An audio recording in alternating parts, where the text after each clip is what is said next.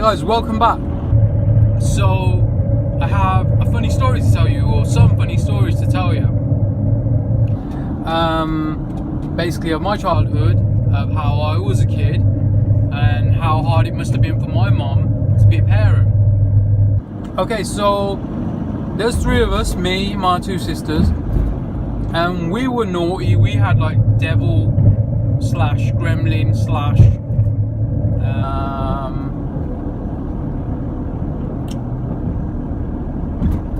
monsters bloodiness combined with my own parents' blood. We were naughty little buggers. So for fun, what we would do, and I'm sure we all have similar stories, right? For fun, what we would do, we would when people were like, say we were at home and my parents were at work or whatever, we would get eggs and we'd go to the top window and we would throw eggs at passerbys,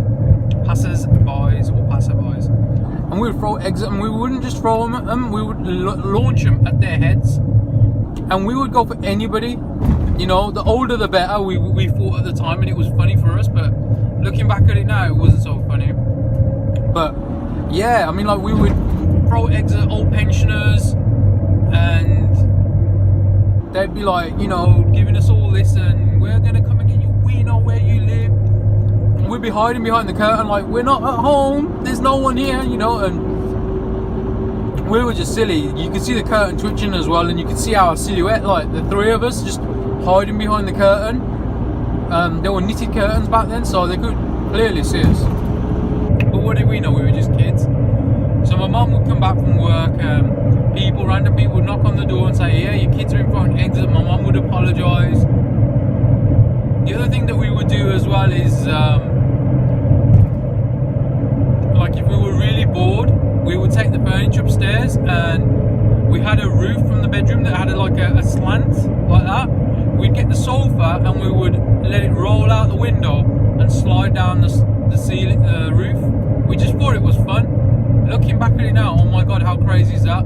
You come home and your three little beautiful kids have thrown the goddamn furniture out the window. I wonder what my mum was thinking at the time. And the other thing is that we used to do, and it would be on a regular basis, would be we'd get water balloons, and when our next door neighbours were watching TV or whatnot, we would jump over the wall a little bit, and I don't know what she was watching at the time. She was divorced, so she just had the kids. But I'm just pulling over, guys. It's better for me to do the video then. But she was divorced, so she just had the kids, and she'd be watching EastEnders or Neighbours or whatever. I'd peer over the wall and I'd launch these water balloons, and I just remember her doing this, like dodging. And then I remember her coming out with her cousins and her nephews, and they jump over our wall. I'd jump on top of my roof, my bathroom roof, and she couldn't get me, and then she'd try to hit me with the broomstick, like, Nick, come down here, I know where you are, I can see you. And I'd be like, I'm not here, you know. I would say stuff like that. My sisters would have like bailed, they'd run inside, lock the door and hide underneath the bed and whatnot. And then my mum would also hear about that as well.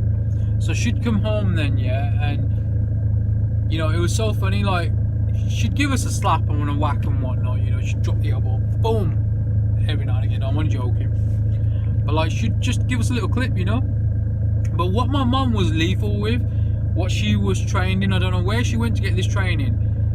She could make any shoe, didn't matter what it was, curl in the air. Like, you know, you throw a shoe and it's just gonna go straight. My mum could throw the shoe and make it bend around corners.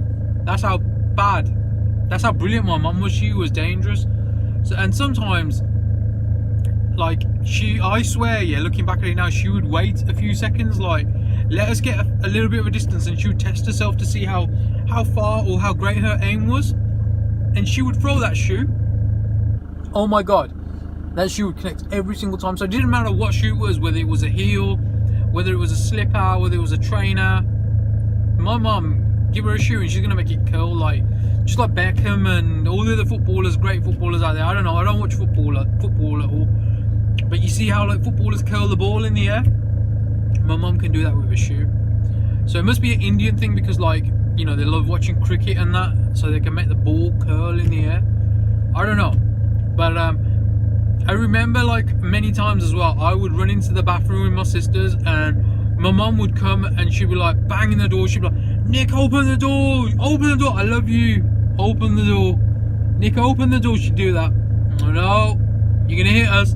No, I won't. Open the door, I won't hit you. No, come on, open the door, I love you. She'd do that, yeah. We'd open the door a little bit, and then all of a sudden you'd see her hand come through, try to grab us, and we'd be pulling the t-shirt like, no. And then, you know, because we were wedged against the door, all three of us, and we were laughing as well, and we would push my mum's arm through, and she kicked the door so hard that she made the hinge on the bottom come off, and then she would bang on the door. Open the door, bastard, I love you. Come on, open the door. Open the door, bastard. Come on, Nick, I won't hit you. No, you're gonna hit us. No, I won't. Promise, Nick. Okay, cool. This would go on for about 5 minutes. We'd wound my mum up, and when we finally did open the door, she'd go for us straight away, like. But me, I thought I was clever, so I'd get my sisters and I'd let them hit them first. Like, there's two of them, so I'd hide behind both of them. Once one got hit, then she'd like run off. If the second one got hit, she'd run off. And me, being a dumbass, I should have got hit first. I should have allowed it. My mum would beat me up a little bit, like, you know, drop the elbow, a few slaps, and then, you know, I'd just about get away. But man, you know, my mum, she's good. She's a good mum. She's a great mother. Just, you know, sometimes we push our mum so much, and I feel sorry for her, because there's three of us. We used to gang up on my mum. And, you know, she'd come home and her furniture was broken and chucked out a window. Of course she's going to be angry. And I remember this one particular time, yeah, when I decided, me and my sisters decided that we're going to get payback on my mum. And you know what we did? It was really bad. My mum had long black hair, curly black hair type perm. She still has long hair. But, say I'm chewing gum. Got a chewing gum.